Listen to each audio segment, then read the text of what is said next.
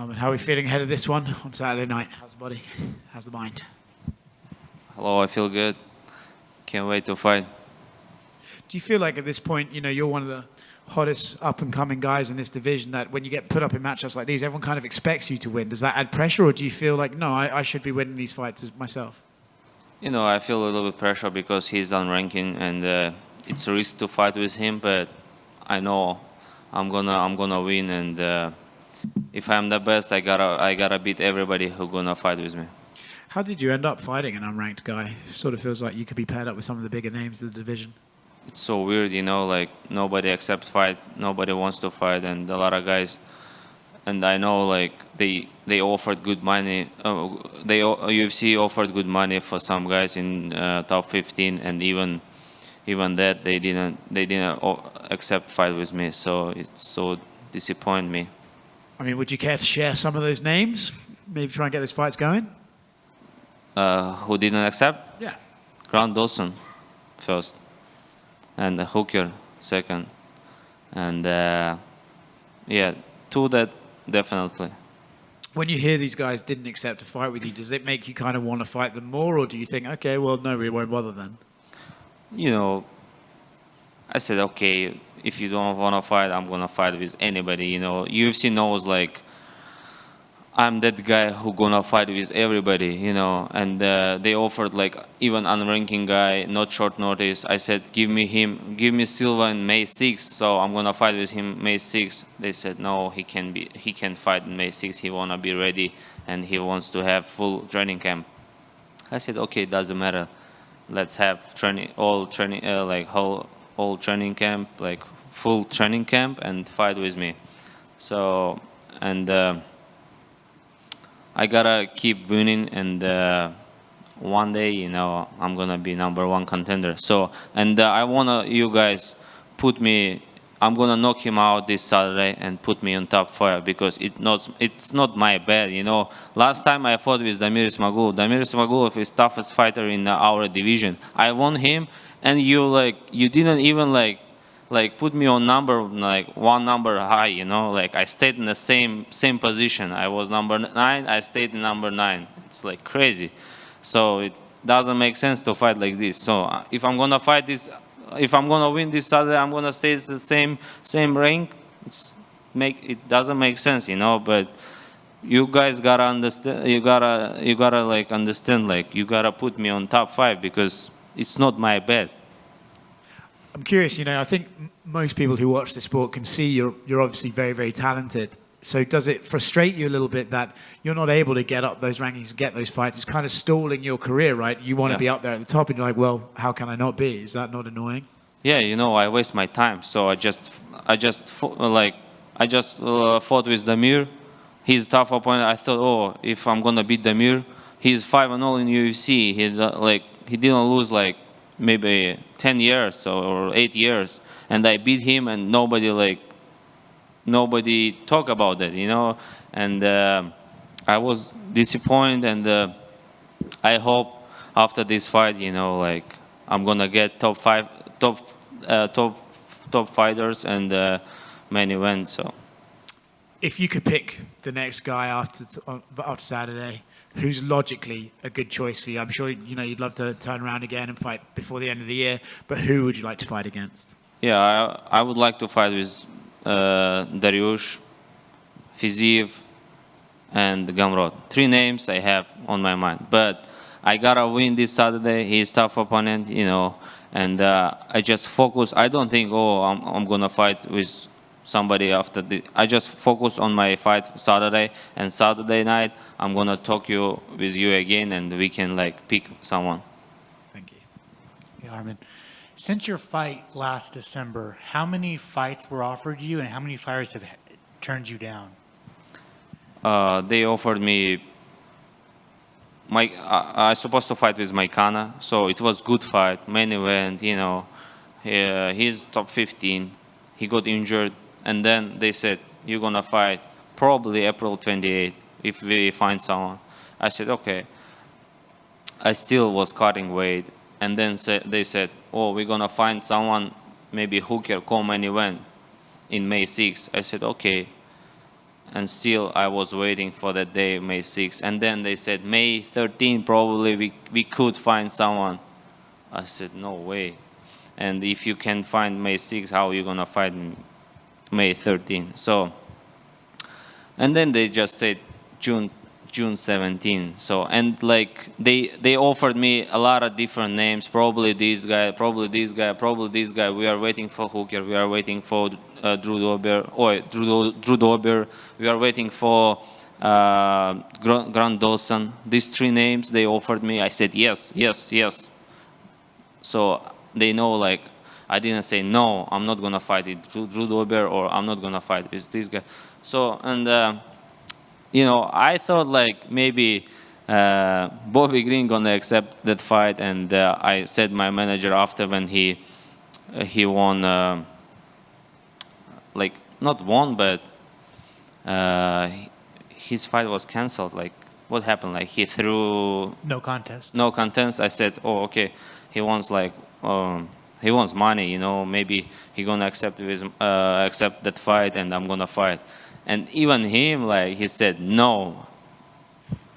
What can I do? Like, How disappointed were you that the Moicano fight fell through? It was another main event for you, a UFC veteran, a big name, someone that has a lot of hype right now.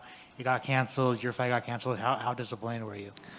I was disappointed, you know, but now I'm happy. I have a fight, and I'm gonna make money. I'm talking with you guys. It's good for me, for my media stuff, you know, and so I gotta show good performance this Saturday and keep going straight, and hopefully they found they got fight for me, you know, and I'm happy for that. Thank you so much, especially Sean Shelby, and he was trying so hard to find someone, and it was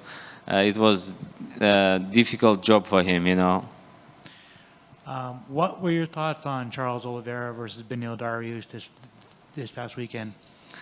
You know, I thought Dariush gonna win for sure. I thought he's in good shape, you know.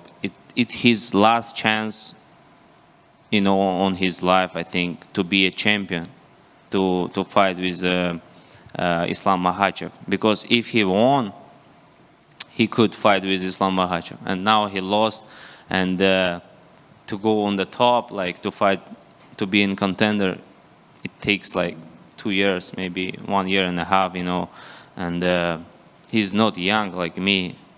That's why I thought he gonna give all himself on this fight, but he started to look good, but then something happened, and he missed punch, and it is what it is. Charles, he's a good fighter, you know. He has a lot of experience. He has a patience, you know, and it showed like what level has Charles, you know. But for me, Charles, it's a present, you know. I'm gonna smash him easy, because his style, for me, it's the best style, you know.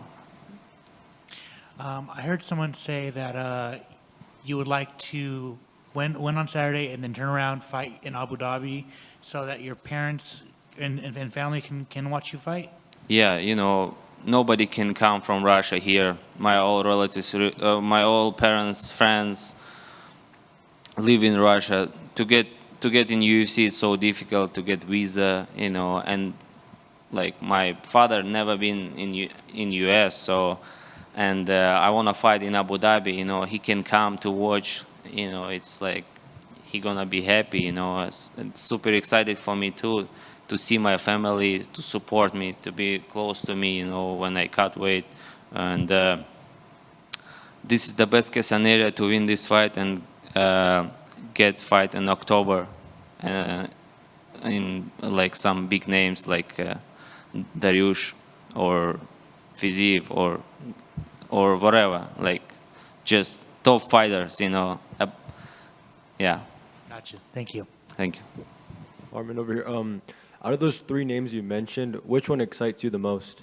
Dariush. Dariush. And I know you want to fight a higher ranked guy next. In case they don't give you that, would you still entertain a fight with Renato Moicano? To be honest, Moicano has very like, you know, heart injured, you know, like it takes a lot of time to recover, maybe like a year. I don't want to wait him. So for sure, if I'm gonna be in top 5 and he's gonna be close to me, you know, guys, for me, like whatever, like I'm gonna fight with everybody, and if that fight makes sense, I'm gonna take this fight. And I know you mentioned him earlier, but Grant Dawson said not too long ago that both you and Silva were at ATT leading up to this, and that you were on one side of the mat and he was on another side, and he described it as weird. How would you describe this experience? You know, for me it's okay. You know, for me it doesn't matter. I don't hide my trainings or some like things. They can watch on my YouTube like all my trainings or all my fights. It doesn't make sense. He can watch my sparrings, because what he can do, like if I'm better, you know, like he can like be for 2 months, like he can like, I don't know, like he can beat me for 2 months, even like he gonna have full training camp. So for me it doesn't matter, and I don't feel weird things. It's okay for me, you know.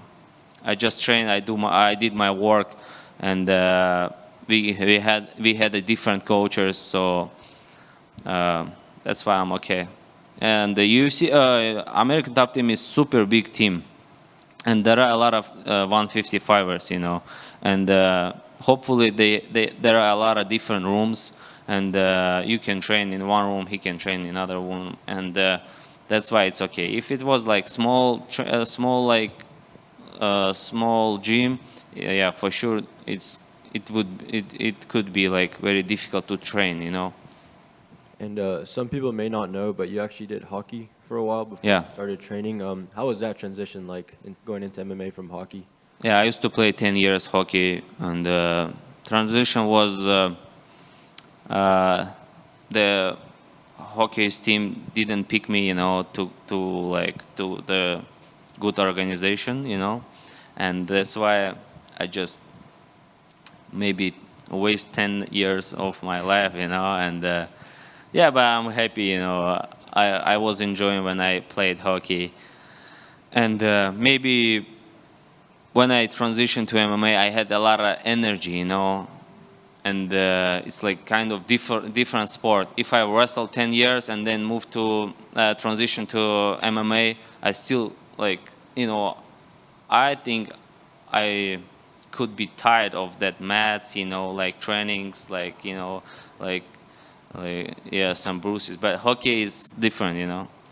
And, did you ever get into any fights when you were playing hockey? Yeah, I was crazy, like, and I like fights, you know, when I was kid, you know, and I couldn't talk, you know, too much. I wanted to like knock him out, you know, like right away. So I didn't have patience, you know. When I was kid, like I went crazy super fast, you know, and I couldn't even speak. Like if someone like says some bad words to me, never I'm gonna talk to him. I'm like just smash him, you know.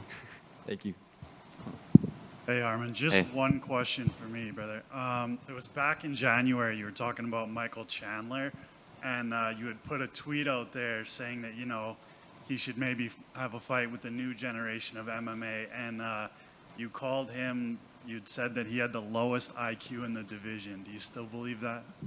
Yeah, I still believe that, because, you know, if I'm a good freestyle wrestler, I gotta wrestle him, you know. Why I gotta like miss 1,000 punches and lose fight? Okay, fans like it, but it doesn't make sense, you know. He lost all his fights. Like he goes crazy, and even like he's a wrestler, he's like do like some takedowns, like crazy takedowns, like he from the like second floor he threw his opponent, you know, like do some crazy things, but he couldn't even like hold them there and spend a lot of energy. He's a like fighter for one round, and if I was him, you know, if I was him, I just wrestle like, and like, you know, I would be smart. because he is explosive, he has good wrestling, you know, good striking. But during the fight, he does some crazy things. Yeah, it's like exciting fight, you know. I like watch his fights, but for him, it's like, for me, it's stupid, you know.